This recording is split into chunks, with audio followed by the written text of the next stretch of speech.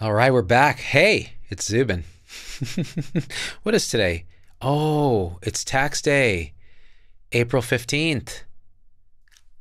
That's also the 2-year anniversary of my father's passing.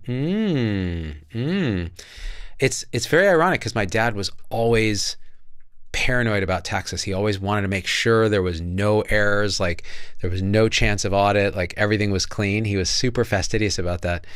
And he passed away on April 15th, 2024. So here we are doing a live show in everything's honor. I was going to say his honor, but this is all oneness. Even that's silly way of talking.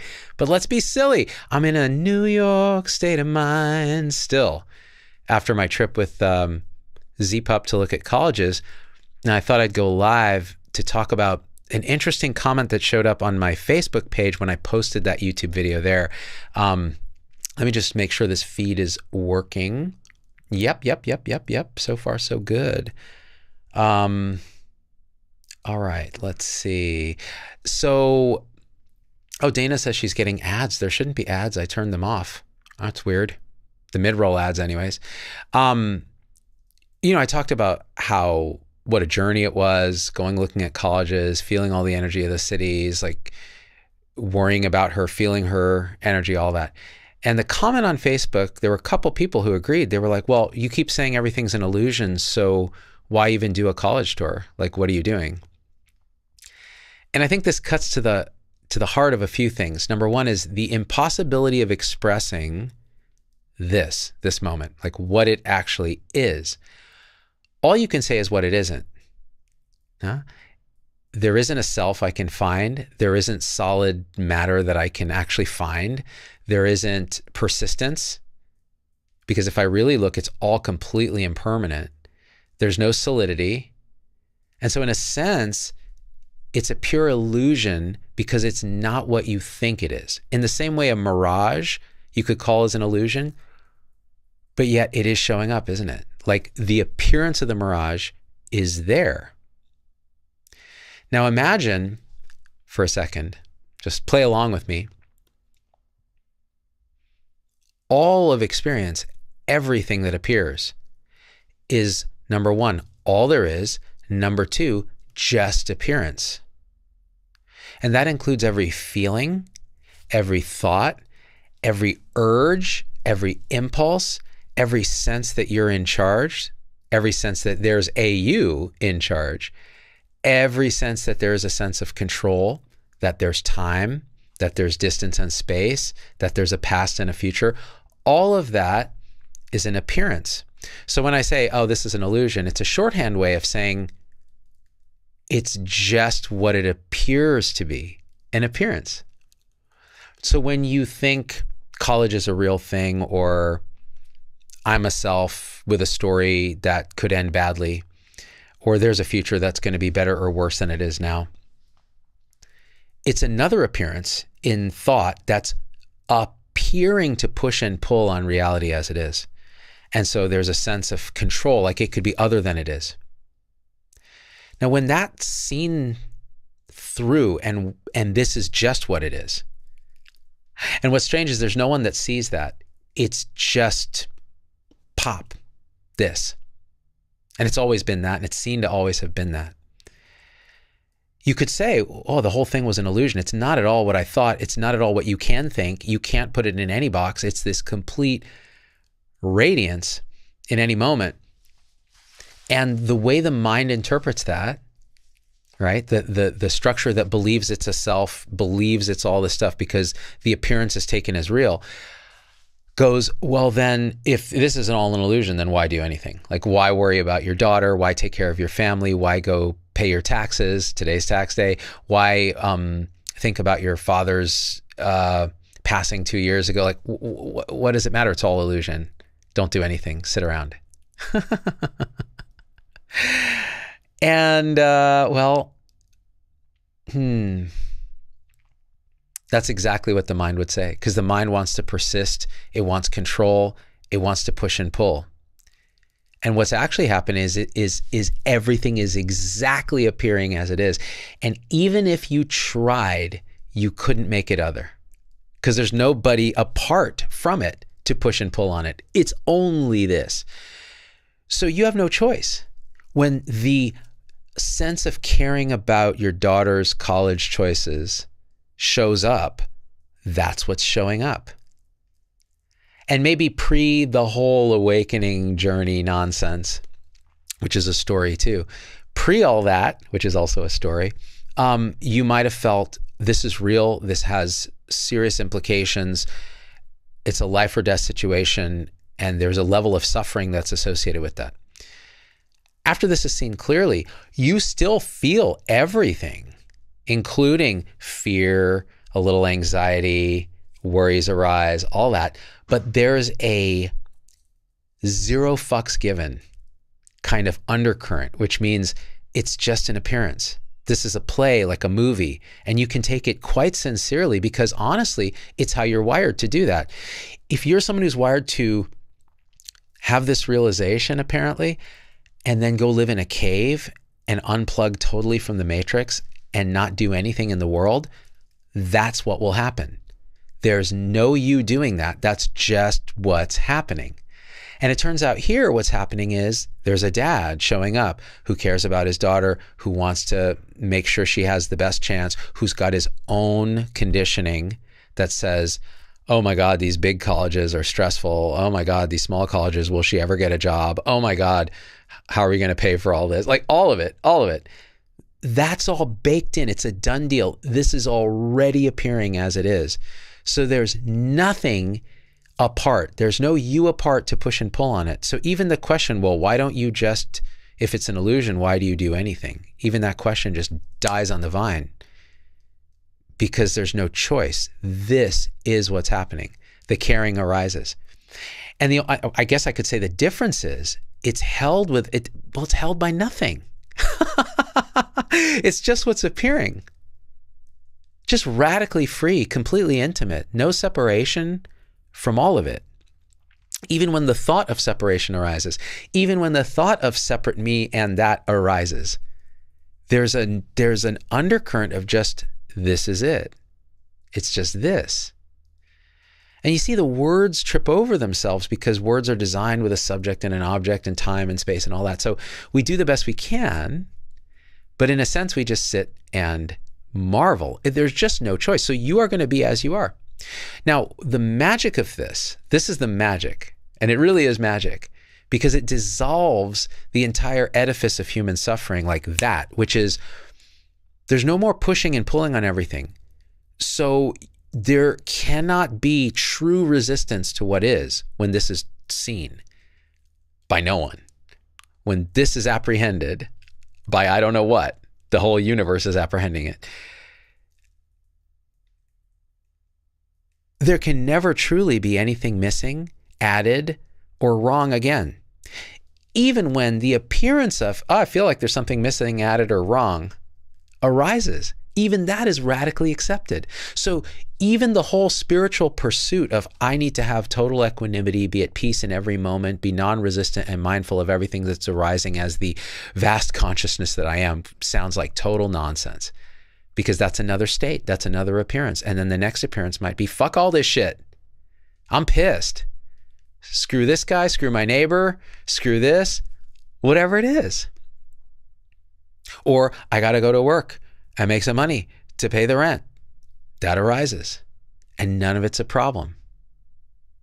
It's all just automatically and radically accepted. And when there's a movement of resistance, it's seen so quickly. Like, oh, resistance. Oh, that too. That too is okay. Even the resistance is welcome.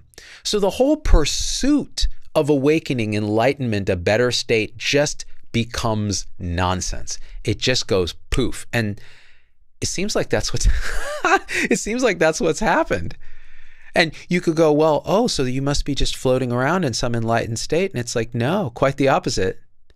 Life is fully here, this, with no holds barred anymore. The good, the bad, and the ugly all at once, whatever it is. So there's a total acceptance. When Zubin's this way, Zubin's this way. When Zubin's that way, Zubin's that way. When Zubin's kids are this way, they're this way. When they're that way, they're that way. When the situation is this, it's this. And you can still, like, because the conditioning is what it is and it's appearing, you'll still be you. Most of the time, you're going to be you because that's what's showing up. Nothing is gained, nothing is lost, nothing needs to change, nothing can change, nothing can stand apart to change it. And that's the beauty of the whole cosmic joke. And it's always been like that. Pipananda, even just talking about all this as a game we're playing, that's what life is. So trying to understand the game is just another game. Not taking it too seriously is freedom. Games of Magic. Yeah, that's his book. That's it. This is a dance. It's a game. It's a movie. It's a play. Shakespeare said it, right? It's just all the world's a play. And you can take it seriously and literally, in which case, that's fine. There will be suffering appearing. Or you can take it sincerely, which is, yes, this too. This is what's happening. You know, it's a sweet dream. Even when it's sour, even when it's a nightmare, that's what's showing up. It couldn't be other. And it's a mystery. What's doing it? Who's doing it? Do these questions even make sense? So we play the game. Oh, maybe there's a big bang, or maybe there's God, or maybe there's just consciousness, or maybe it's all fun. Blah, blah, blah, blah, blah. Fun, fun, fun, fun, fun. There. Mind can't touch it. Can't know it. It's the unknowing in every moment. But of course, our minds love to know. And mind, what is our mind? A series of appearances, urges, thoughts, feelings, sensations. It's crazy. Beautiful. Lil Rod, speaking of floating, currently floating on a dahabia on the Nile. Wow. You're streaming in Egypt. I love it. Watching in Egypt. That's great. Yeah, Herman Hess, Ethan. Risa. Hey, Risa. Oh, hey, just thinking today is the Z-Dad day. It's Risa knows. Yeah. Not sure why I forget half the crap, but that sticks. That sticks. Sending hugs. Thank you. You know, it's it's so funny. So this morning when I realized it was tax day, that immediate association with my father's passing 2 years ago, and I was talking to my kids because my oldest, who's on the college tour, Nina, she raided my dad's closet when we went to visit my mom and took all his grandpa drip, as she calls it. And I was like, you're not worried about ghosts or any of that? She's like, oh, hell no. Z-Dad would love this stuff. And me wearing it. And I was like, you're absolutely right. So she's wearing his like old school sweatshirt. She looks like a grandpa this morning. And I go, hey, kids, guess what? It's tax day. They're like, oh, did you pay your tax? I'm like, yeah. You know, this was also the day, that's the Chinese for paternal grandfather, passed away. And they were like, what? Wait, it's only been 2 years? For all of us, it feels like it's not in time, this thing, because it's not an event, because nothing was really lost. So yeah, you can feel the grief of that loss, apparent loss, but at the same time, it's like, this is the dance. And so there's an honoring of that part of the dance. Like, yeah, would love it if you wore his sweatshirt on the anniversary of his passing. I mean, there's an unspeakable perfection in all appearance, because it's exactly what it is. This. Life, death, all of it, taxes, this. Love you, Risa. Yeah, Risa, grandpa drip. We need a grandpa, or GRWM, get ready with me, with Nina. Oh yeah, she'll do it. She'll show you how she curls her hair. It's naturally curly. She does nothing. It's hilarious. Hey, Amadeus, how you doing? I love that people call me Zubin now, my actual name, instead of this character, which both are fine because they're all story. But it's just fun to see the change when I change the name of the channel. Risa says it's also my father-in-law's birthday, who passed last year. Oh, heavy day, taxes included. Wow. Yeah. Well, I'm sorry. Let me I'm just setting something up here. Yeah, what else? So 091 says, are you not scared about death? Well, here's the funny thing.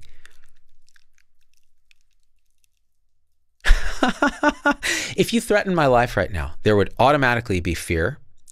There would be thoughts arising like, oh my God, the whole life would flash before your eyes, everything. There'd be a disagreement that there's not a desire to die here. Like, enjoying this, like, let's go.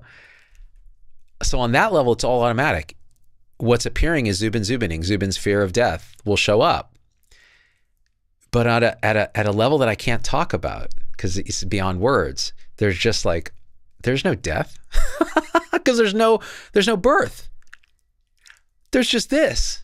There's just this appearance, radically free to be what it is.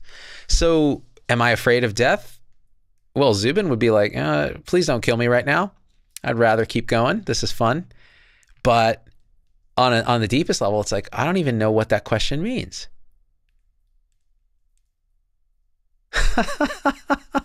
And I've had existential terror on this whole journey. I mean, I've had fear of death, the likes of which I'd never had. And now it just giggles. It's like, what are you talking about? Susan, my mother-in-law died in December, and my kids raided her closet and stole all her Duke sweatshirts. This is the way to roll. This is the way to honor, that stuff. Because what are you going to do? Keep it there forever? Are you going to donate it? I mean, you can, whatever is arising. But like, I was like, girl, go take all that stuff. And my mom was like, yeah, he would love that. She was actually surprised. She thought they'd be more superstitious because she's very superstitious. And we're like, no way. Honor all of it. Hi, Pamela. The people who take the story seriously cause all the drama. They want to be special or specially protected, and they'll literally do bad things to get it. We could all just be chill. Well, I think the fundamental misunderstanding that this is something other than it is, in other words, that it's real, that it's persistent, that it has actual meaning, purpose, direction, that twists us up into knots, turns us onto behaviors that are really maladaptive. And you just look anywhere. Look at any war, any human behavior, like all of it. Even romantic love. Romantic love is twisted. It's a twisted game of I possess you, you possess me. It's contingent and dependent on us getting along and being, serving each other in some way. And it's all like feelings and thoughts and beliefs and grasping and aversion and So what's beyond romantic love? Well, nothing, because let romantic love be what it is. That's a thing, that's there. If you see through it, it means none of it sticks. You can still sincerely be in relationships. You can say things sincerely like, oh, I love you, and send a Valentine or whatever other dumb shit you do for made up holidays like Valentine's Day. But none of it changes the fact that there's unconditional love as the fabric of the whole thing, meaning everything is perfectly what it is. So including Zubin's desire to be with his family and his wife, that you could call, well, that's a romantic or conventional love. Yeah, sure, but that's just what's appearing. And both of us know it. That's what's really funny. So my wife and I'll have some hilarious conversations because nothing's held. That you would listen to it and go, how can two married people talk like this? Like, they give zero fucks, but we're giggling the whole time because the whole thing's a cosmic joke. So why not just embrace the dumb shit like romantic love? It's amazing, actually. It's freedom for freedom's sake. That's right, Risa. It's always temporary, romantic love. Even they say, oh, it's timeless. No, it's always in time, romantic love. That's the nature of it. And it's a story that's told by society and by hormones. It's quite powerful. I've been on the wrong side of that a few times. Hi, Aaron. Good to see you. Yeah, unique name. If only we were all chill. Yeah, good luck, right? Let me check something here. I'm just trying to see how Oh, good. Okay. Yeah, I'm trying a little different approach where I'm streaming simultaneously vertically and horizontally on YouTube, and it just does it automatically, but I've never done it before. Oh, man. See this? It's glitching again, my stream. I haven't been able to solve this stream glitch problem. I don't know why it does that. I've tested it all day today. like with an unlisted stream, and I was trying it and it was streaming fine. And now it's like telling me it's 7.3% of my network stream is in error. So you're probably seeing like some kind of jerky, weird shit. What are you going to do? No winning. Let's see. And it's just fine. Like, it's funny. So as I saw that, and I've been working on this for a good part of the afternoon, I saw it now, I saw it all glitched out. And I was like, immediately there was a flash of like, motherfuck. And then there was a like, this too. What are you going to do? It's what's happening. One day it'll be figured out or it won't. No one cares. And if they do care, it doesn't matter because the caring is an appearance. The not caring is an appearance. It's all just fine. Ian with nothing. I have a friend who's getting into Buddhism and is starting to have some interesting experiences in meditation. What would you say with a friend in this position? That's a great question. Okay. I've had all the experiences, not all of them, but many of these meditation experiences. They're really magnificent as experiential textures. You can have a feeling of oneness with everything. You can get psychedelic visual experiences. You can have a sense that you're not separate from the room. You can have cessation where everything stops and there's nothing and you can't talk about it. You can have psychic phenomenon can appear. And it seems that meditation is causing it. From here now, having gone through all that, I used to ascribe meaning, direction, progress, purpose to all of it. And the truth is, and Buddha and all these guys said that, it's like, hold these things lightly. They're just like phenomena, like everything. They're just more appearance. Okay. The fundamental thing is to see what this is, which is appearance. It's all beingness, just isness. And there's not a separate anything from anything else, which means nothing can be other than it is, which means because nothing could stand apart and push on everything that is. There's no perspective outside of it. There's only it. And that holds all apparent perspectives and selves and separation, all of its story. So I would tell this person, wow, go ahead, do those things if that's what's arising. If your body mind is like, I'm going to meditate and it's going to do something, to quote the Eurythmics, who am I to disagree? Go. You don't have a choice. Let it happen. You'll believe you're doing it. You'll believe that by following the breath and doing Vipassana and getting more granular and opening, just concentrating awareness on the stream of the breath, and then getting lucky and having a cessation event where everything stops and the stream of fabrication stops, and then this insight of like, oh, everything is empty and is a fabrication, and then that seemingly and all of it, yeah, great. Nothing's changed. It's this. It's always been this. So go for it. For me, it seemed to happen. Those things arose. Psychedelics, meditation, retreats, reading, Adya Shanti and Locke Kelly and God knows millions, everybody. From here, it's kind of like, woo, more textures. Nothing's causative because the whole thing's like saying in a movie, like the previous frame caused the next frame of the film. It's all just light dancing. Who's doing it? Not a question we can answer. Not an answerable question. Is there a who doing it? I don't know, because the question doesn't make sense. What's being done? Try to find it. Try to find the present moment. It's gone before you can nail anything down. So the apparatus of finding this movement of thought, that's more of this. Ephemeral, coming from nowhere, going to nowhere, not coming and going, never here. It's a trip. Tom Reach, anytime you resist what is, you suffer. Well, this is the funny thing, right, Tom? It's like, what is resisting? That's also the appearance. So this apparent resisting what's happening, like it could be other than it is. It's felt as suffering. It's felt as discomfort, as pain, as angst, as whatever we're calling suffering. But all of it is the radical appearance of this. So even that is perfect. Even that is this. When that's seen, when suffering itself is seen as the perfection, that's a pretty complete picture. And then paradoxically, the suffering itself doesn't seem to stick anymore because it can't be believed. Like, what's there to believe it anymore? What's there to believe this is real? What's there to believe that it could be other than it is? You can't find any of that. So then it's like, even resistance is okay. It's pretty crazy. So what happens? How does that show up in practice? Because, you know, the title of this thing is, if you, God, man, it's still glitching. Look at that. So strange. What could be doing that? Hang on one second.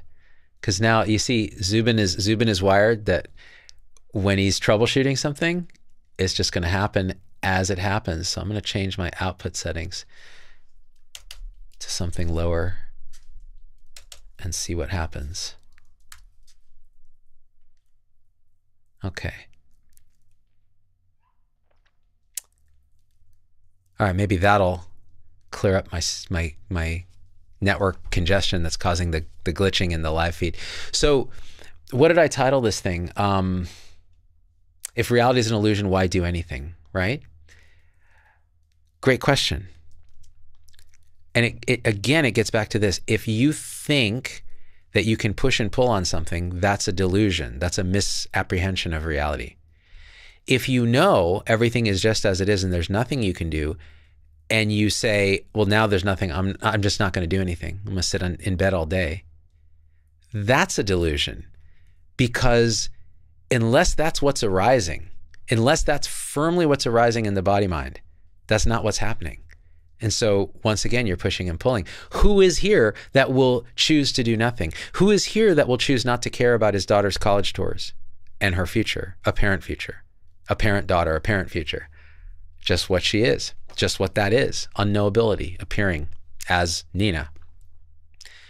Who's here to do that? Who's here to push and pull on that? Nobody.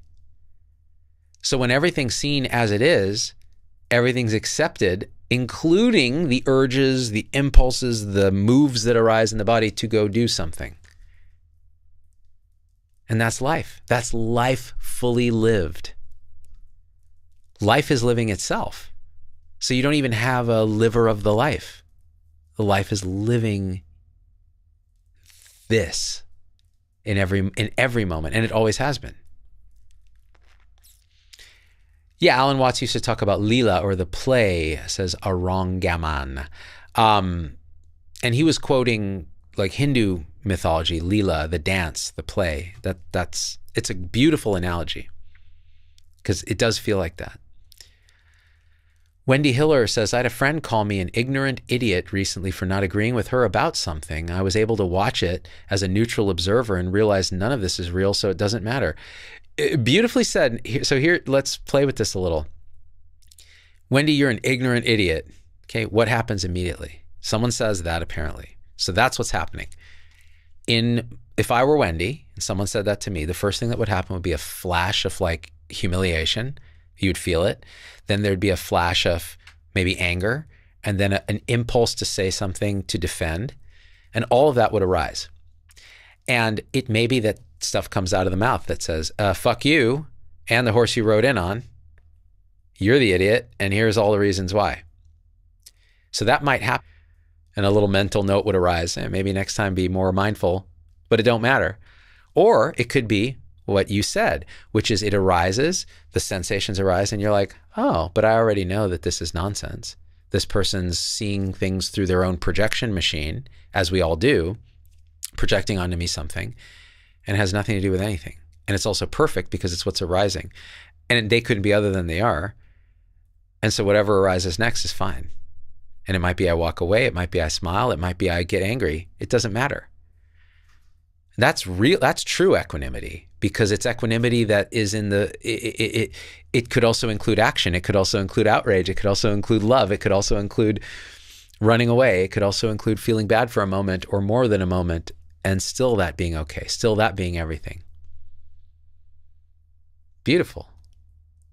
The standard human operating system is to be fully identified with the body and the mind and the personality, and to take it very personally and to ruminate on it and to plan your revenge and all that.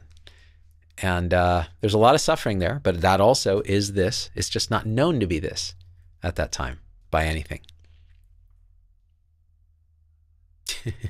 Yeah, staying in bed all day is actually perfect, Risa. Sometimes that's what's arising. Now I just listen to what this thing is telling me, this Zubin apparatus. Sometimes it's like, go back to bed. Sometimes it's like, go exercise. Sometimes it's like, go take a walk. Sometimes it's like, go eat something. Sometimes it's like, stew on something, get angry. And I just listen to what it's telling. I mean, there's no I listening to it. It's just, there's a radical surrender to it, which means there's nothing, there's no self-improvement project really. And yet self-improvement seems to happen. So if I do something that seemingly hurts someone, the natural thing arises, regret, all that, natural processing occurs. And then a natural tendency for that not to repeat is conditioned into the body mind. That's seemingly what happens, but that doesn't have to happen. You could continue to be a total asshole. And that too is fine. It's just not as fun. For me, it's more fun actually to see a softening and an actual embodiment of the unconditional love that's here always. But it doesn't have to be that way. It's whatever's appearing. So if reality is an illusion, why do anything? Because you were never doing anything. Reality is doing it all anyways. Whatever we're calling reality, this appearance, this, so many words, right? Beingness, consciousness, God, whatever, the force. It's all nonsense because we can't put words on it. Let's scroll back a bit.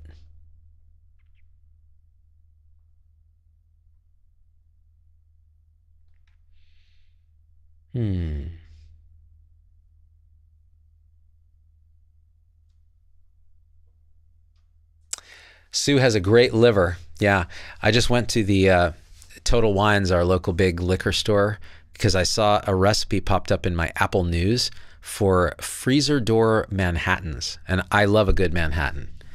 My wife and I have been mixing drinks lately, and we don't drink much. It's like we'll share one drink like every other day or something. And sometimes more, often none. But we've gotten into the mixing, the cocktail process. And the recipe that showed up just drew Zubin's attention. It was like freezer door Manhattan. And I'm like, wait, what? So what you do is you take a bottle of rye whiskey, which I purchased, pour out a cup of it, get a bottle of sweet vermouth, which I purchased, pour in a cup of it into the original bottle of rye whiskey, and then a teaspoon of Angostura bitters. And then you mix it. You put the cap back on and you mix the bottle and you put it in the freezer for at least 2 hours. You chill a glass and you pour it right into the glass. And it's a freezer door Manhattan. So it doesn't have ice in it. It hasn't been diluted by shaking it with ice.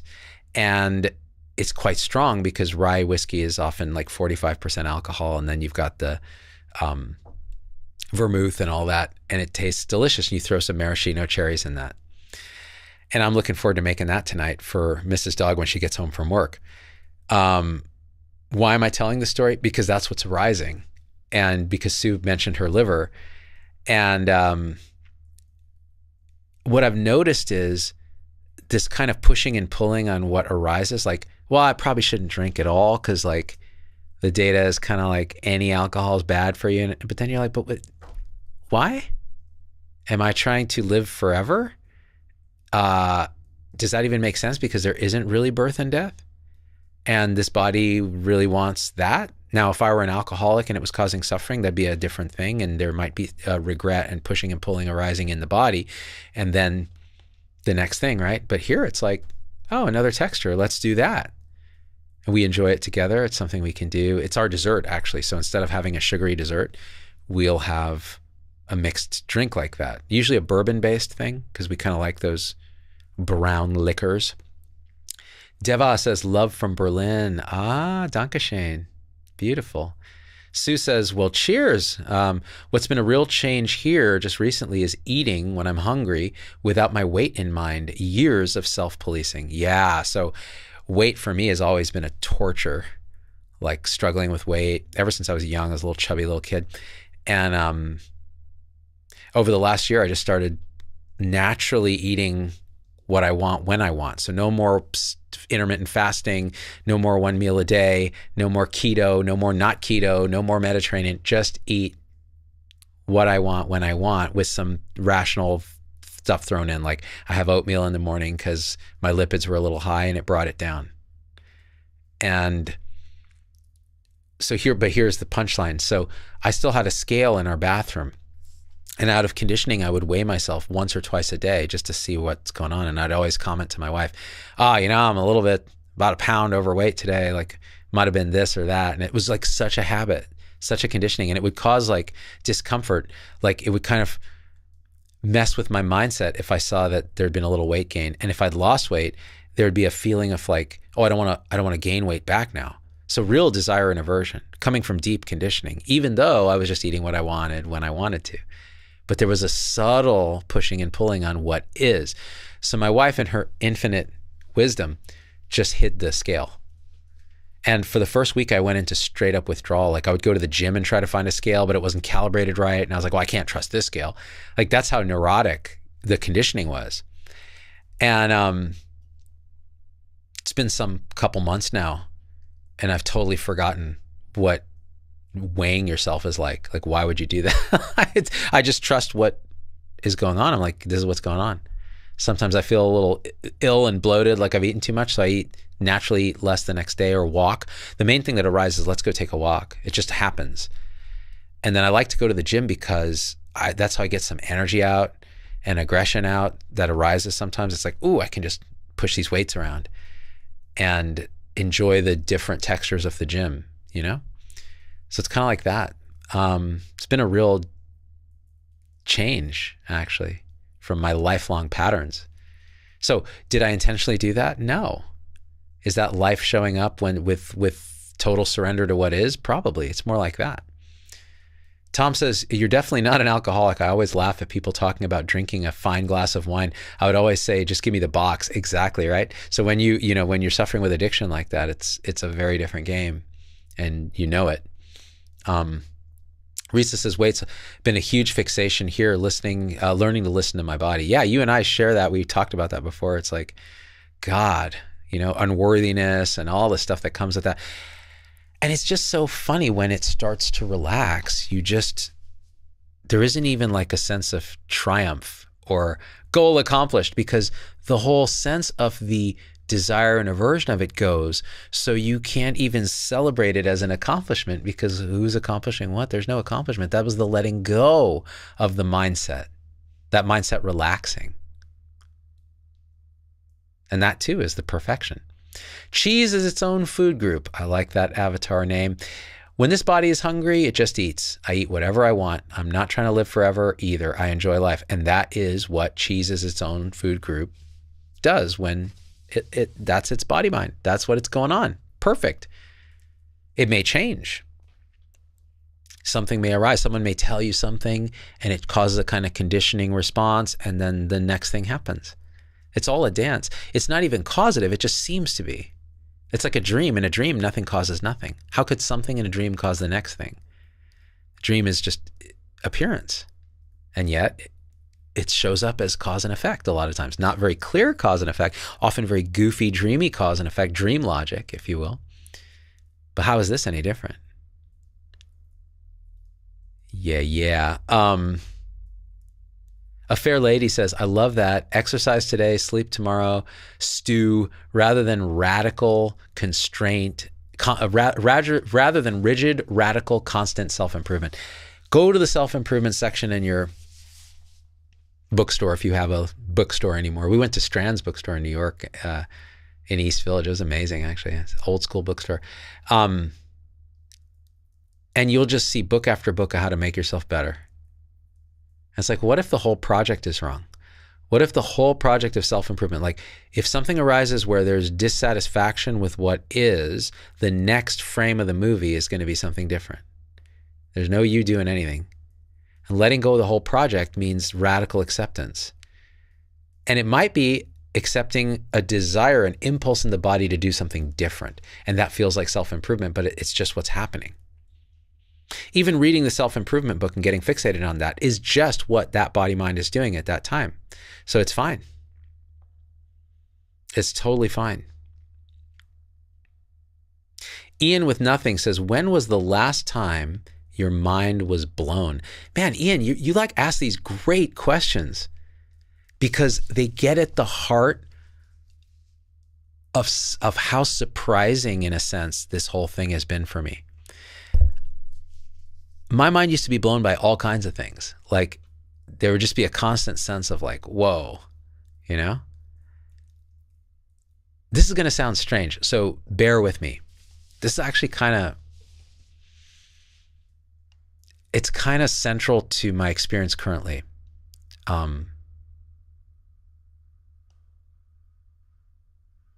Nothing blows my mind. Because everything is just what it is. So there may be a sense of like awe might arise, or surprise, or like, whoa, that's cool. But it's so light and it's so just another texture that it comes and it's gone. And so the whole fixation, because in a sense, when something blows your mind, there's a kind of a seeking that arises, like a grasping for more of it, or a grasping to understand it more, or a aversion if it's something like, whoa, that looks scary. And all that can happen naturally, but it really, the fundamental movement to try to change or to be wowed by things isn't there. And instead, what's left is just, everything is just like, what is this? Like, I don't know what this is.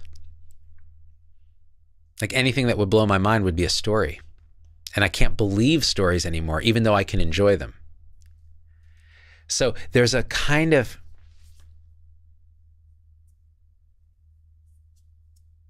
I would put it this way, the mind would construct this experience realm as boring because it would try to make it something. And what's actually experienced is, I can't make anything of this. That's really impossible to talk about. But maybe I'm pointing in the direction you might feel what I'm pointing at. It's actually a huge relief not to be so invested in the story, because it's not possible anymore. It's like, I can love the story and enjoy it, but I just, the deep investment, like the real belief in it, just can't happen.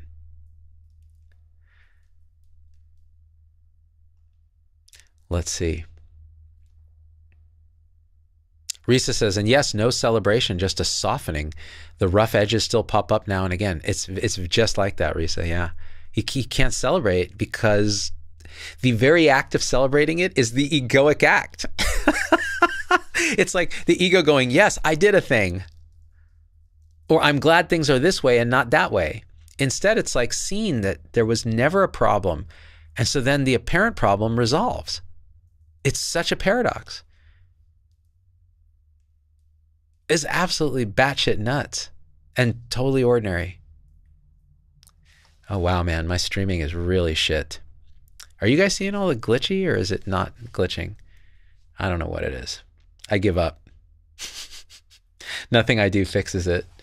In fact, I might as well just, while we're troubleshooting, I'll go back over here and change it back to what it was, because there's no point not doing that. Let's see, 25.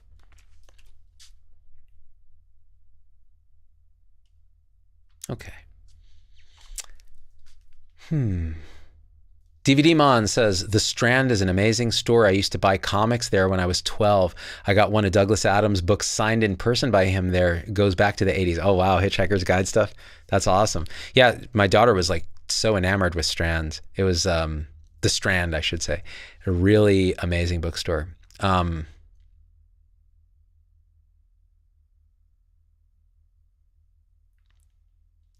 Dana says, glitches with ads. That is so strange. Why are there ads? Dana, are you seeing it in vertical or horizontal on YouTube? Because maybe the vertical has ads automatically. Yeah, Tom says you look like Zubin Headroom. No. Why is it doing that? That's so odd. Yeah, it started doing this and it won't, I can't seem to fix it. And this is my studio, so I need to fix it because I only go live, really. Actually, who cares? You guys don't seem to be too bothered by it. I'll figure it out. I asked ChatGPT and it gave me all this bullshit and I was like, no, that's not the problem, dummy. It's something else. Maybe it's on YouTube's end. I don't know. Oh, you're seeing it horizontal and you're still getting ads, Dana? Like I literally turned the ads off. Huh. Okay. Yeah, 42, Dana. Hitchhiker's Guide.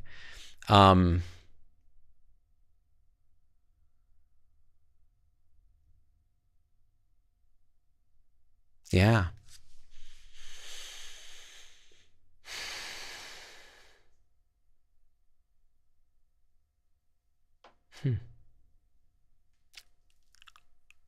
Must be some way to fix this. Everything empty says horizontal with ads. Now, when you guys say ads, is it an ad that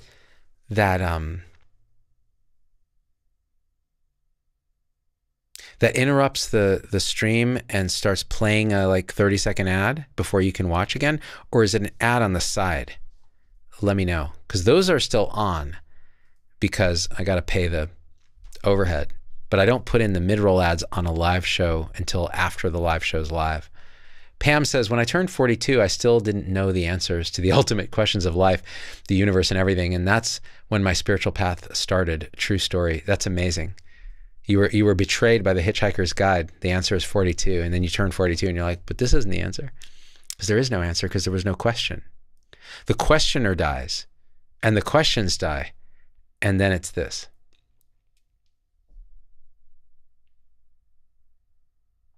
Oh, Vicky says it does interrupt. That is so strange, because let me look here. Yeah, it's literally, YouTube's telling me now would be a good time to insert ads. So I'd set it as manual insertion. So something funny. You know, I wonder if my software is doing something funny with the feed. Oh, well, I'll figure it out eventually. Sorry, guys. It's always something. It interrupts the stream. That's no good. That's not what I want. Tom says it's an ad that fills the whole screen, but you can skip it in 5 seconds. That's so dumb. Shacked says pickles with mustard is the answer. Next time I'll just turn off all monetization. That'll solve the problem. Maybe. I think something's wrong with YouTube, frankly. Hang on, I'm gonna look at one thing. My activity monitor will tell me what is using network resources. So you have to kind of be a jack of all trades to stream by yourself without a team. It's always something. Let's see, sent packets. Okay, OBS has the most. Red Control Pro, UA Mixer Engine. Huh. I'm gonna try something else here. I'm gonna turn off the Wi-Fi because it's complicated, but my camera uses Wi-Fi, but I'm on a wired Ethernet connection. Never mind. Don't worry, I'm just talking shop with myself. Let me know if the focus goes out, because I turned the Wi-Fi off, and that's what controls the focus. I don't know what's going on, people. Help, help. Susan says, how about if everyone gets off their phones and walks into the world in front of you? So this is the thing. This is the world in front of you too. Like the whole thing. Like this morning I did yoga, and part of this particular yoga I do with Travis Elliott, it's called Discipline. And it's this first episode in this Discipline series. And it's this 1 hour and 7 minute power yoga that I've done for like a year. And I love it because it's really challenging still. And I always feel great after I've done it. And it always, like, there's flexibility, there's strength, there's balance, there's stamina, like all of it.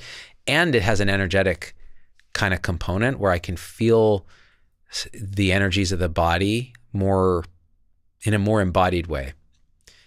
And he was saying, you know, as we were holding like a pyramid pose, he was like, you know, this is your chance, you know, for an hour, you're not looking at your phone, you're not looking at the news, you're not spending all this 11% of time that humans spend looking at this crap, or a total of 11 years of their life, he quoted as one of these statistics. And I totally feel that, and I've done shows on that, on this social media thing, the social dilemma and all that. And yet at the same time, it's like, well, if that's what's arising, that's what's arising. And the next thing might be to arise that there's a feeling that I need to stop doing this, and it's all fine. Like, it's all the textures. When you see it all as the textures of this. So now what my wife and I do is each evening we sit down and we airplay my phone up to our big TV in our living room, and I doom scroll on Instagram little funny reels. and we giggle for like an hour. And it's totally fine. At least we're both looking at the same screen. And then we read a story to each other as we go to bed, and then we go to bed. We're weird people. Yeah, Zool, if you have YouTube Premium, there's no ads. I have YouTube Premium, so I'm not used to seeing ads on videos anymore.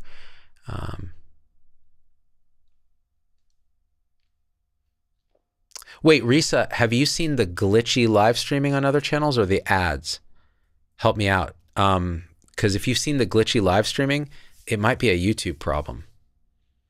I'm not sure. A Fair Lady says, I used to be very stirred by politics and patriotism, etc., especially in college and grad school. Many aspects blew my mind, good and bad. It's a relief to not be so invested these days. Oh, I'm so with you. I used to just get riled up about everything. Actually, COVID really started to fix that slowly but surely because I realized everybody was crazy. Everybody was crazy. The left, the right, the center, all of them crazy. And that was the beginning of the dissolution of belief in belief for me. Realizing that everyone's got a narrative and there's no real fundamental perspective that can't be spun in some way. And so why? And that was just the relative world idea of it.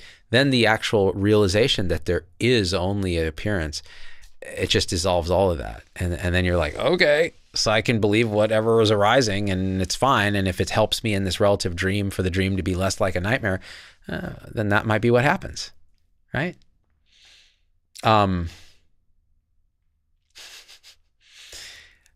Yeah, let's see. Unique Name says, I want to get a handle on anger. Anger here goes from 0 to 100 in an instant. It's so hard to catch until after. Yeah, so maybe, I mean, anger is tricky because we hate on anger a lot because it feels so dangerous, feels so destructive. And that's its point. It's a boundary violation protector. So it's going to feel bad. It's going to feel scary. You will have like regret and all that. But it's good to feel it fully and see what is it, what's going on. Because natural anger is natural anger. It may come and go, and that's how it is, 0 to 100 and gone. But if it's problematic, if it's causing suffering for you and others, then it's kind of like, okay, so what's the root here? What is anger sitting on? And really paying attention to the emotion, really being mindful, just sitting with it. What is this? Is it overlying sorrow? Is it overlying fear? Is it overlying grief? Is it overlying what? Feel all of it through. Get to the core of it. Is it all about unworthiness? Is it all about shame? What is it? Or is it about repression? Are you repressing anger because you want something to be other than it is? And is the anger wanting something to be other than it is? Or is the anger a natural response to the environment? In which case it'll come through energetically and release. And then anger is not a problem. So I used to struggle with anger too, and now I don't struggle with anger. Anger arises and it goes. And I can't think of when it's actually hurt someone right now because it passes through. It's usually verbal, energetic, and then it's gone. Now, if there's violence, if there's physical stuff, it's like, well, then that needs to be looked at. And sometimes things like therapy and stuff can be helpful in the dream to actually massage the dream a little better because something's going on, some trigger or PTSD or conditioning or trauma, whatever it is.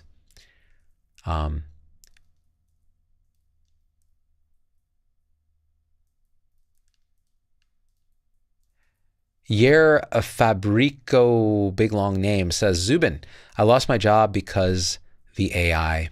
I love the reality. I'm sorry that you lost your job. That can be very painful, difficult, financially, emotionally, identity-wise. But it sounds like when you say, I love the reality, it's kind of like, even that, so that too. The next thing arises. Everything is just going, apparently. That's a way of speaking because nothing's really happening. It's just appearance vibrating. The game, as Pip would say. Speaking of Pip, easy to say, to feel all of it, but you really have to be a warrior with it and let yourself feel and express it. It's not always easy. That's right. It's easy to say it. You're right. we are so conditioned to avoid, to repress, to deny, to project. It's good to get help. Books, therapy, approaches, techniques. Pipananda is a counselor. He's a therapist. So people like that can help, because it's not easy. It's the hardest thing in the world until you see through it. Then it's like, oh, this was easy. It is easy because it's just seen. But boy, it's not until it is. Believe me, I know it personally. Ian with nothing. When people say, can you believe this happened? I don't know what to say. Yes, because anything can happen. No, because I don't believe any part of the story. Right. So this is how I roll with that, Ian. There's a tendency to take this stuff very particularly, and that's cool. That's part of the personality. It's like, I don't believe any story, and yes, I believe it because anything can happen as an appearance. Like, that's true. But how I would respond would be whatever arises naturally from Zubin's personality, which might be, yeah, I can't fucking believe that. How can he do that? That's crazy. Just words coming out, sentiment expressed, mammalian alignment happening with another. Just natural. It's all fine. There's no, here anyways, there's no reason that it needs to be spiritually correct. The answer. SC. Yeah, man, your comments are fantastic, by the way. Jeez, they're really good. They just hit right at the heart of the things. Irv's Design is watching from Europe and has no problem with any of the streaming. You know what's strange? So I turned off my Wi-Fi and I haven't had any more glitches in the stream. Do you think we solved the problem? It creates another problem because it means I can't use autofocus, but that's okay. Well, now I just want to keep talking until another hour goes by so I can see if glitches start happening, because with the Wi-Fi off, it sure looks like I'm not having a problem here. Gang, you may have helped me figure something out. Well, that's all a story, because the whole instantiation apparently figured something out. Nothing's figured out. It's all the beauty of the appearance. It's perfect. It does put a smile on my face, though, because I was like, well, now what am I going to do?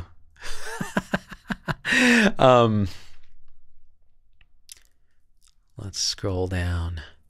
I see. Oh, the glitchy live streaming recess. So that's what you've seen on other channels. So maybe it is. Actually, now I'm starting to get glitches again.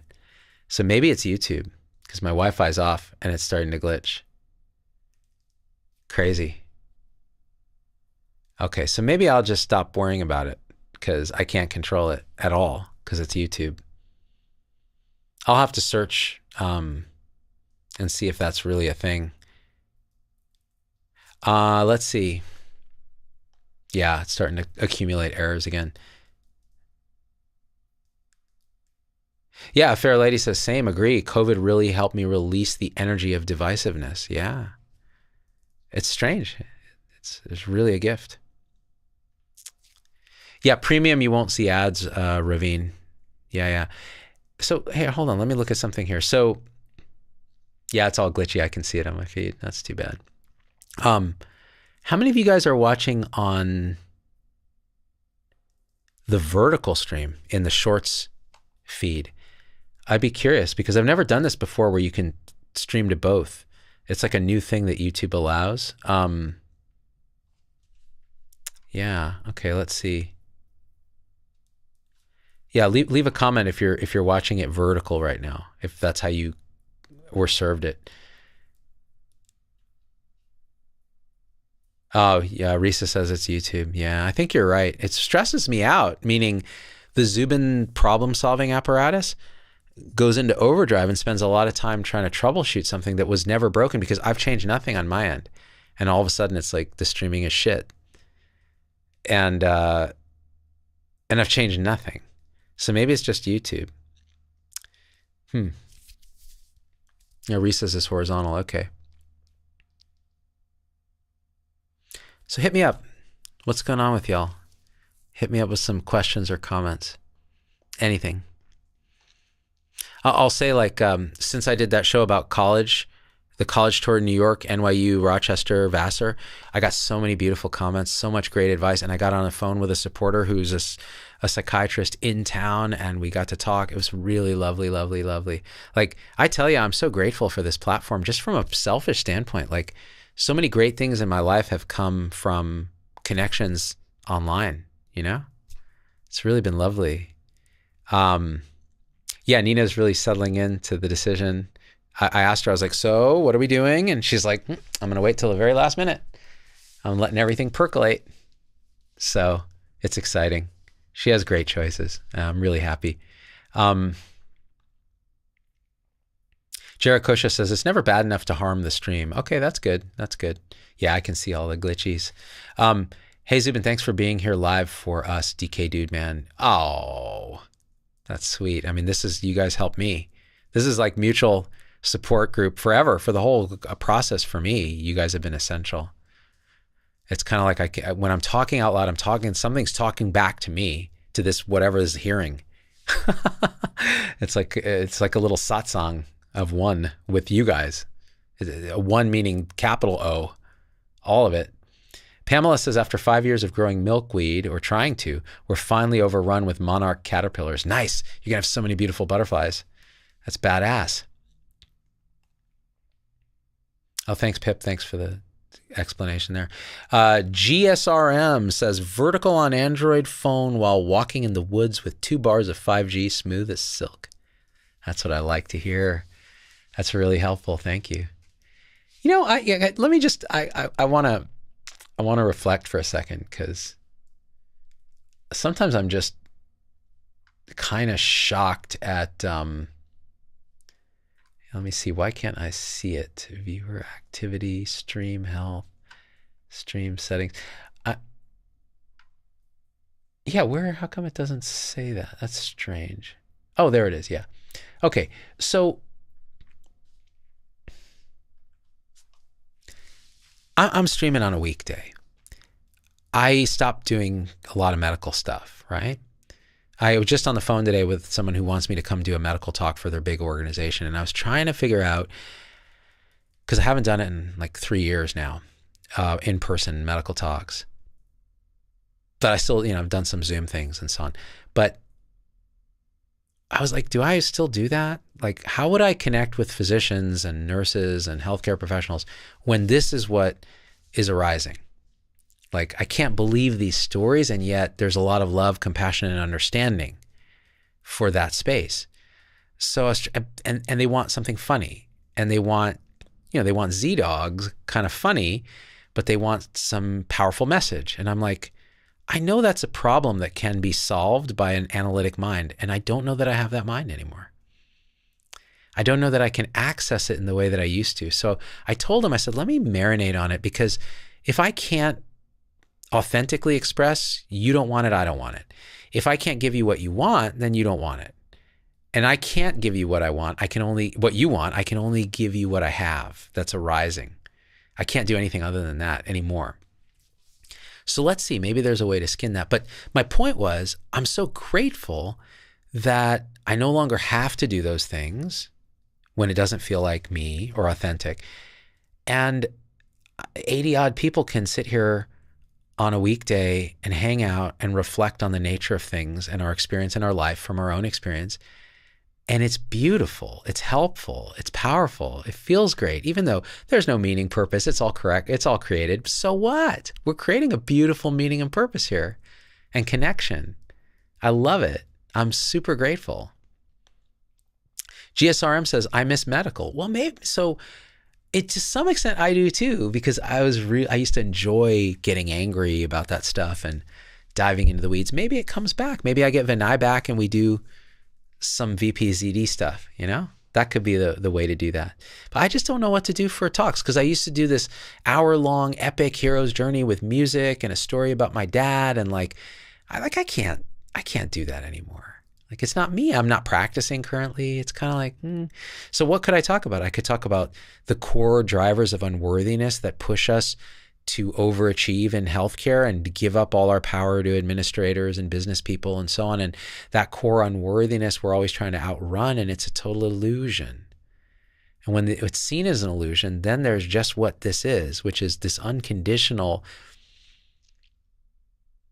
perfection of sitting in the room with a patient, of filling out notes in Epic, but that it's a tough pitch when you're totally mind identified and living in ego and story and full of unworthiness and regret and shame and fear and anger. So I just don't know. I don't know yet. This hasn't arisen in a way that's compelling to me where I feel like it's correct to do that. Like that just hasn't been what's arisen. So let me know. Let me know what you think. You guys help me a lot. Jarakosha says, I unsubbed to most non-dual teachers now. They seem to reignite the desire to understand everything, and it always comes to a dead end. For whatever reason, you don't trigger that. Oh, wow. That makes me almost burst into tears because I'm the same. Like, it's like I'm talking to myself. Like any video on this stuff just triggers seeking. Like, why? Why? Why? And then when the seeking itself collapses, what expresses is that energy of non-seeking. So maybe you're picking up on, we're picking that from each other, right? Because it's like there's nothing to do. If you're going to do anything, point to the fact that that's this. It's very simple. It's just, it's a big exhale. Which means we can talk shit. We can like get frustrated, like, and it's okay. There's no spiritual perfectionism. There's nothing spiritually correct about any of this. There's no spirituality. That's another silly story. It's hilarious. Non-duality, that's a story. I love it. I really appreciate that you're here.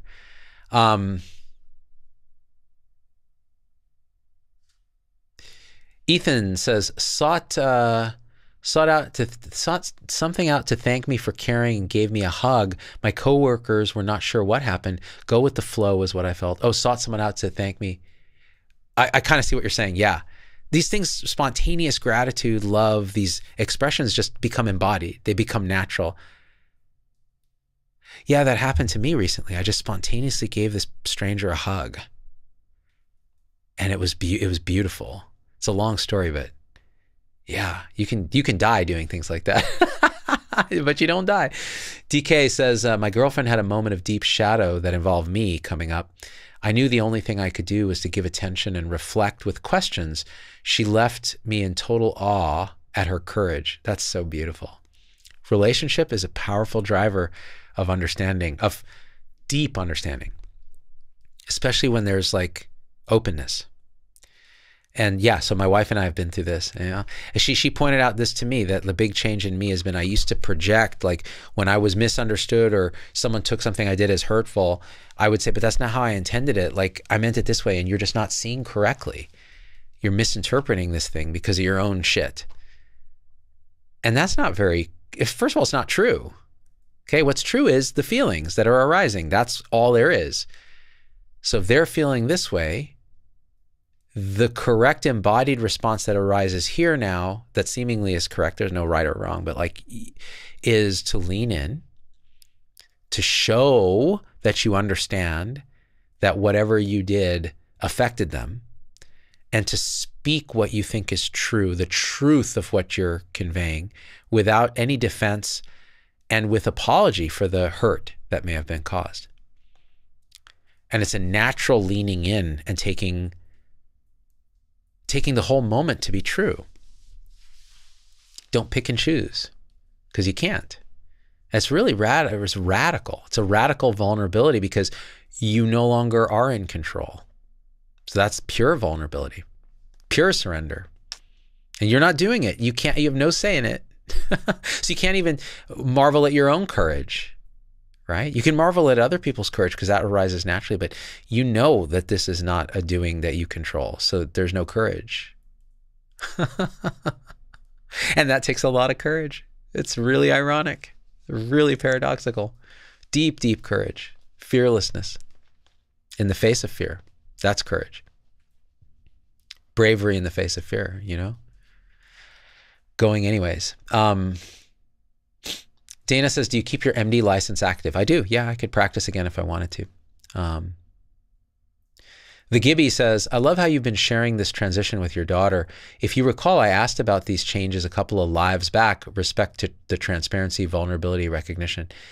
Yeah, you know, it's tough with kids because there's a natural arising to model the correct societal behavior and the correct paternal behavior, that whatever that's conditioned. And then there's also like a transmission that's embodied that's like, this is a cosmic joke. You're doing great. You're perfect. Everything is perfect. It's all going to be fine. She's really, after our little father-daughter 1 week journey and adventure, I think we really kind of, we've never done that, you know? It's like there's a real understanding, nonverbal understanding. Yeah.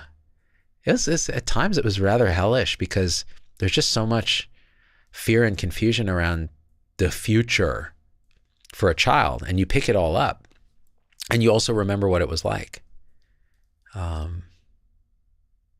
Yeah. GSRM says, try a collaboration with Dr. Glockenflecken. Yeah, so the people I was talking to today, their previous speaker was Glockenflecken, Will Flannery, I think. I've never talked to him. If you guys know him, hook us up. I'd love to have a chat with him. It's tricky because he's living a story that I lived already. And so when I see it, I'm kind of like, oh yeah, I know what that's like. Going out, doing talks, being funny, talking about how broken healthcare is. It's like, yeah, I remember that. And it doesn't land anymore for me in the way that it did. So it'd be an interesting conversation. It'd almost be like, okay, so this may be what comes next. Will, stay tuned. You never know because everybody's different. Everybody's wired differently. People really love him, you know, especially the short form medical comedy stuff. And then he's been through a lot, right? He has cardiac arrest and testicular cancer and everything. Evelyn Rice says, just moved through a week of overwhelming anxiety. I was fine and the body just kicked up its heels. Watching the show as always. Had my moments though. Oh yeah, I know, Evelyn, I went through it. The anxiety with that trip, oh my God, with my daughter.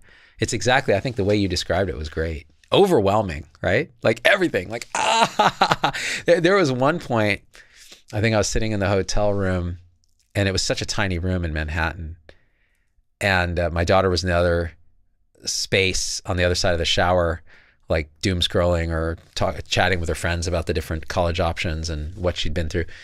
And I was just like, I had a total sense of despair, like hopelessness was arising.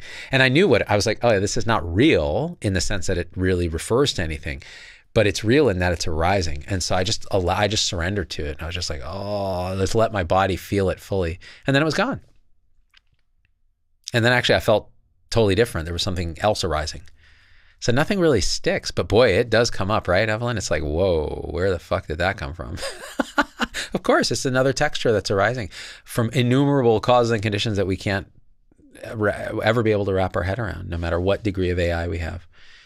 Irv's Design says, I learned a lot of dreams. I dreamt of a world where many heads were floating around like balloons that were connected to me. Those heads were made by me, representing the different concepts in my head. Beautiful. Our dream world is that kind of unconscious projection.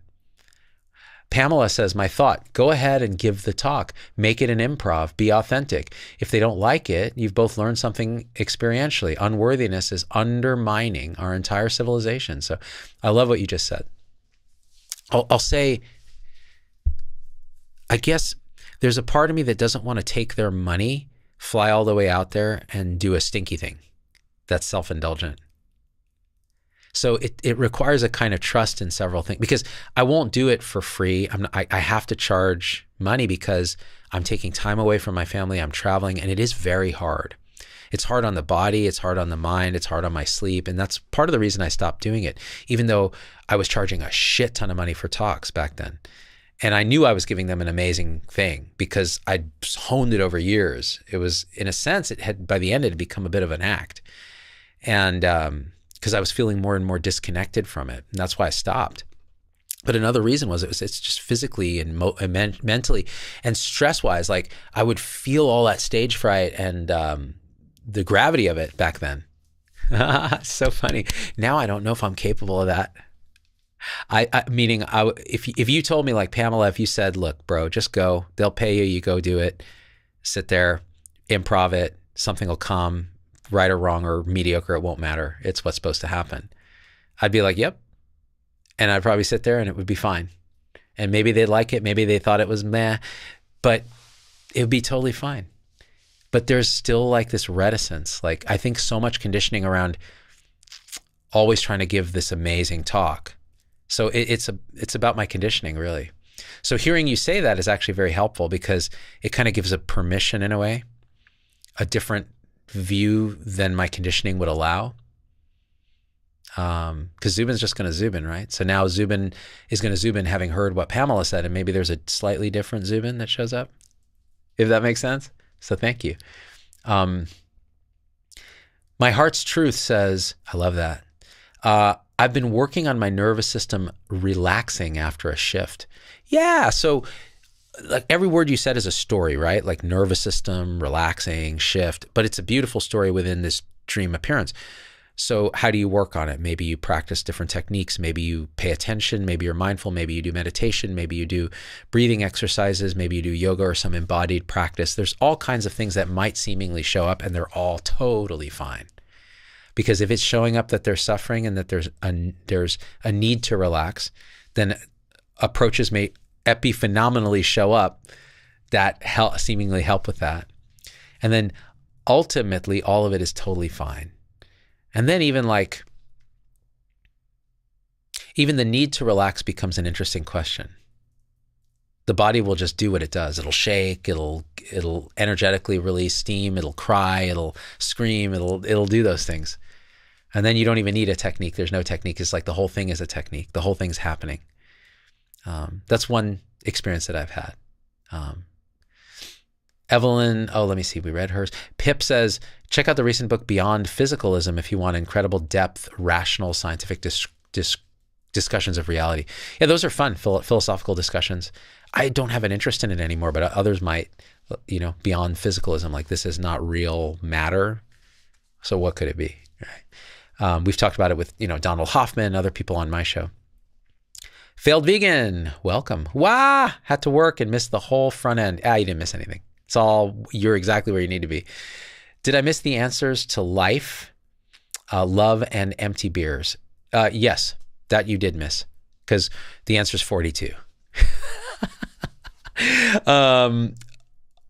A fair lady says, do it. Do the medical talk. You sounded like Emperor Palpatine for a second. Do it. Kill him. Do the medical talk. I'm going to read it in the Emperor's voice now. Do it. Do the medical talk, Skywalker. They are reaching out because they need you. Maybe just one med person will be so grateful for a different perspective. I like that. That's true. Maybe you're right. Maybe I just go and improv it.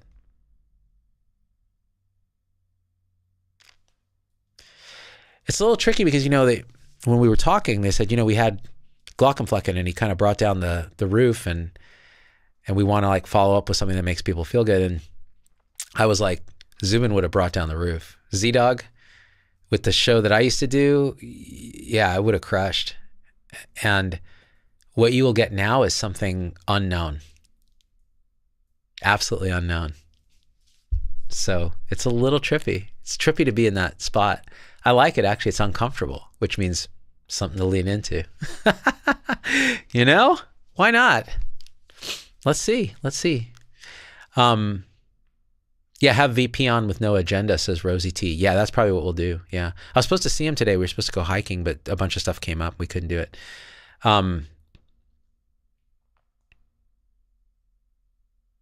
Oh, thanks, Gibby. I love you too, man. Risa says, just do a new talk, something you feel inspired to do. Yeah, I just don't know what that is. I can't. That's the thing, is I can't prep these things. It's so strange that, you know what, Risa, maybe that's what it is I'm not capable of preparing. So maybe I just have to go and sit, like the way Ram Dass used to just sit with stuff. Maybe that's it. But he had a whole thing of things he would draw from, he'd practice it for a long time, and I don't have nothing. This is how I am. What you're seeing is how it would be. I was like, what? They're paying him to do this? No. I don't know. Sue says, perhaps interpretive yoga for the doctor group H&P while in Warrior 2. Oh my God, that'd be amazing. Interpretive yoga. Sue's a doc, so she knows. Yeah. Yeah, failed vegan got the Hitchhiker's Guide reference. Ian with Nothing, that was in the earlier part of the show too, so you came in blind and got it. Ian with Nothing says, I had a recent sensory exploration of my voice box that revealed a sense of insecurity about what I communicate. Still working through it, but I get to engage it by teaching math to high schoolers. Bro, you blow me away with every one of your comments. I don't know, what are you? This is crazy. So you were exploring your voice box and feeling this insecurity about communicating. So it's almost like that throat chakra is another energy center. You can kind of feel that and then working through it, but you get to engage by teaching math to high schoolers. So for me, this throat chakra was always the thing that I had. But there was always a sense of control around it. Like, I'm going to project it in this certain way. And now that can't be anymore. So there's fear and instability and discomfort that arises.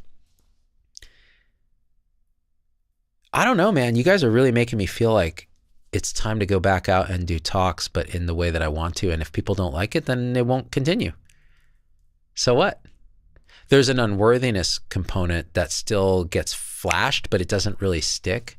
Like, oh, I don't want to go out there and like let people down and all that. It's more like, is this the right thing to do? Like, will this be of service in some way? Will this be compatible with what arises?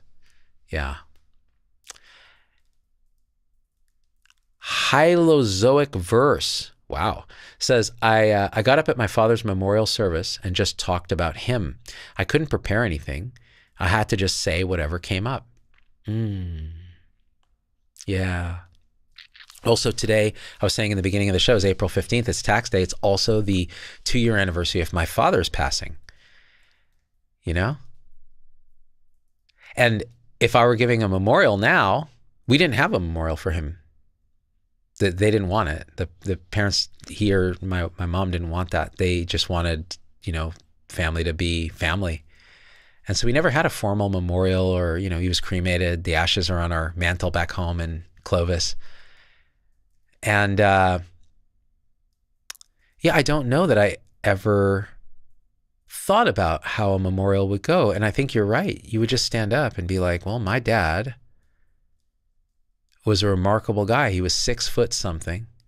I'm 5'5". How did that happen? He's 6 foot something.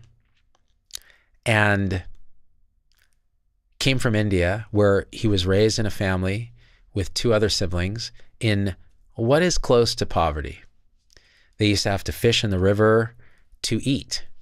His father worked on the railroads in India, all during like partition and all these really traumatic times in Indian history. And his father died at around 90 years of age, my grandfather. And they were both very stoic, but could also have this really flashes of this really hilarious sense of humor.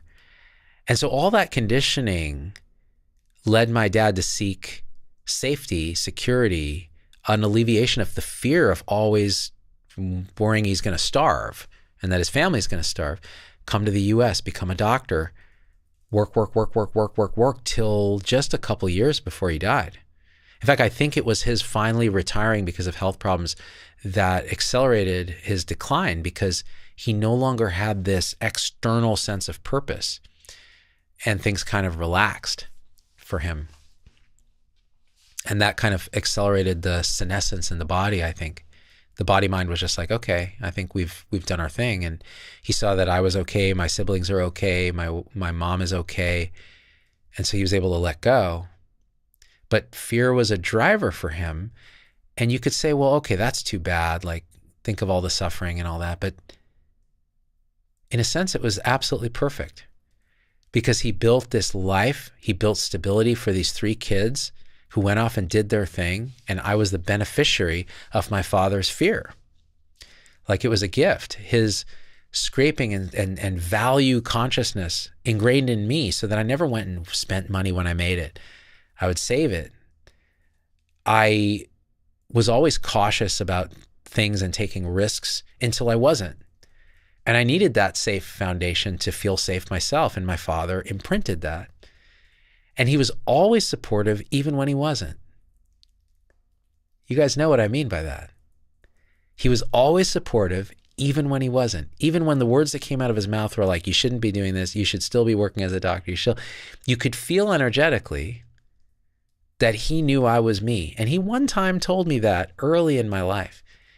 And he said it this way. He said, this is what's magical about him. He's just so direct. He's like, your problem is you are who you are. You don't like to just work for the sake of working. You always think you're a little bit special and are destined for something better, while the rest of us go do our 9-to-5s. And that's just how you are. So you're not going to like medicine, and you don't like it now, and you're not going to like residency, and you're not going to, all the things that I was complaining about. And he's like, that's just how you are. And he was absolutely right. I did have a sense of this specialness, and ultimately that sense of specialness came from the core of unworthiness that I was trying to distance from and make whole. And the whole thing was an illusion. And for my father, it was always that fear-driven, a fear of poverty, fear of being on the street, fear of letting his family down, that pushed him to push us. And he was a tremendous doctor, loved in the community. When, I would see him with his friends, he was hilarious. And he would tell me, you got to chip off the old block, I guess you think you're funny too. And I was looking at him like, you're not funny. And then I'd see him with his buddies and I was like, this guy's hilarious. And so, he, in every way, honestly, was the perfect dad. How could I ask for anything else? It was absolutely perfect. And I was going to say he's missed, but he's not missed. He's just not. Where could he have gone? Like he's right here. He's here. He's all of this. Where would he go? I understand the grief thing. I understand the loss thing. I understand it. I felt it, but I don't feel it now. What I feel is just unconditional perfection and love. And I don't feel any absence. And between you, me, and the wall, that's how my mother feels about it too. We've talked about it. It's like, he's right here. And it's not delusion. It's not denial. It's not pathologic grief. It's the radical truth. Yeah. Well, now you had me going. Oh boy. Well, hopefully Dad's listening. He'll be pissed. He'll have something to say. You didn't say anything funny. Mateen says, you're able to build bridges into the unknown using language they understand. Maybe it's not about what Zubin wants, thinks it should be or would be like. Maybe it's not, huh? Beautifully said. Yeah, I can feel that. Thank you. Yeah. Web Debily. Hi, Web Debily. That's how you are with your daughter, not supportive, but supportive. It is like that. Yeah, thank you. Thanks for reflecting on that. I just realized you're right. Yeah, that's how it is. Not supportive, but supportive. Like, what the hell are you doing, you lazy bitch? And then but just transmitting love and acceptance. Hopefully. Probably every parent thinks that. Yeah.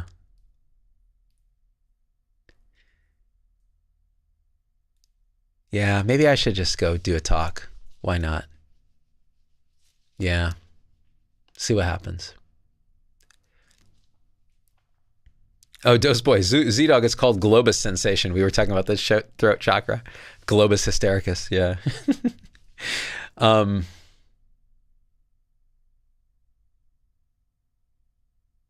Let's see. Yeah, Dennis. Yeah, I remember this happening, Dennis. When my younger brother passed away last year and I worked through the trauma, I heard his voice saying, I'm here, plain as day. Bro, I feel you. I told the story when it happened, like just a couple weeks after it happened, of when my dad passed. I felt it physically, and I was miles away, and I felt it, and it was the exact time. Yeah, anything is possible in this game, this illusion. You know, the character of my dad, there's no reason that I couldn't feel that, and that he's not. I mean, what is death? I don't. We just the whole question just goes poof.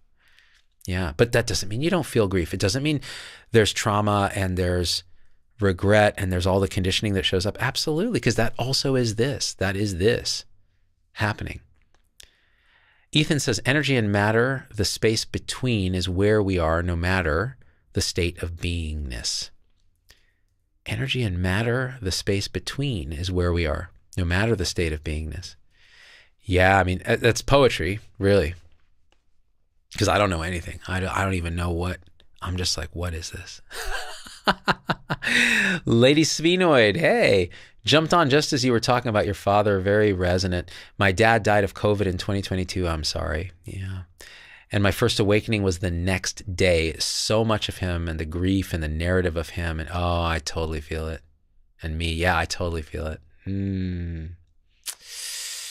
They're always giving us gifts.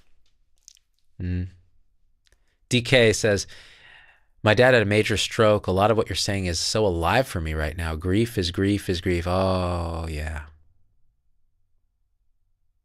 Yeah. I'm sorry. Yeah. It's fully felt. It's like, whoa, the waves and waves and waves and waves and waves.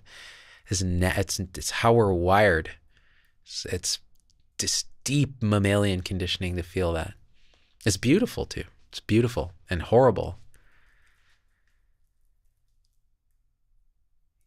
Yeah, Lady Sphenoid, it all is everything, exactly. That's the best way that you can say it. DK says, dang, sorry to hop on the dad train today. Hey, this is good. This is like Father's Day, April 15th, Tax Day, Father's Day, all in one. It's Dad Day. Yeah, beautiful.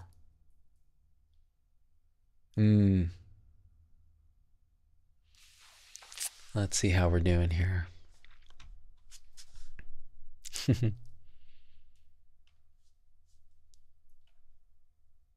How are there still 77 people watching? We've been going for how long? An hour and a half? Wow. Why the hell not? Why the hell not? Maybe I'll put this one up on the podcast too for fun. What else is there to do? Lady Sphenoid says, Angela really walked me through so much of it and circling, but so much inner work. Yeah, it sure seems like that, doesn't it? And then there's no sides, but on the other side of that, it's kind of like, oh yeah, I don't know what all that was. Because there's such a...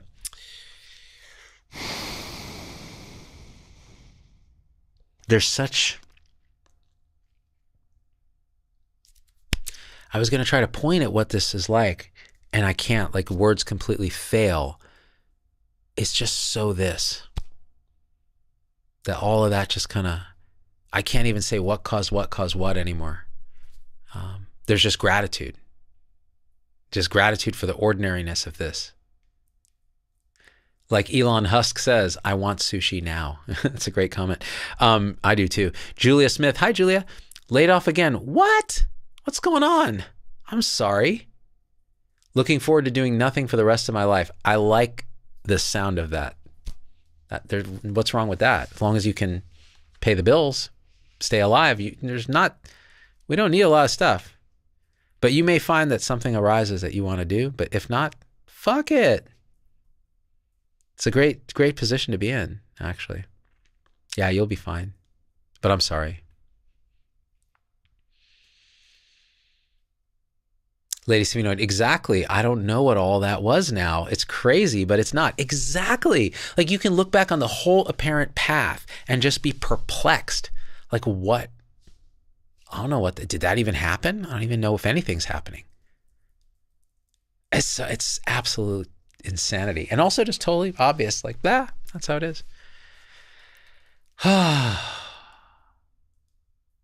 Sue says, perhaps Z-Dad could give the talk. Oh my God, I should totally channel Z-Dad. Do it in his accent.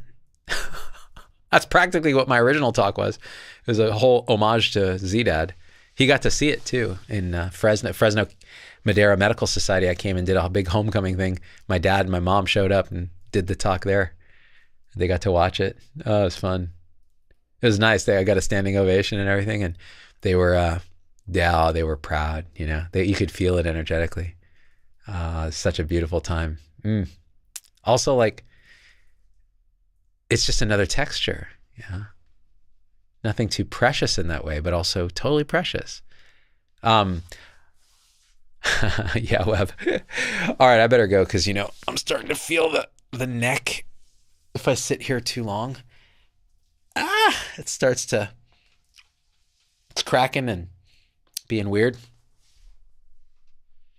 So probably time to get up, go home, make a chicken. I'm supposed to roast a chicken tonight. Z-wife is coming home later. There's going to be a chicken ready. Kids are going to be sitting at the table just like a Norman Rockwell painting. And we're going to be eating that shit. Now I'm going to make that freezer door Manhattan. I got to take the shit home and make that shit. Some of us miss your Indian accent karaoke, Risa Doobie. Oh, yeah. Don't stop believing. Hold on to that feeling. Street lights, people, oh, oh, oh.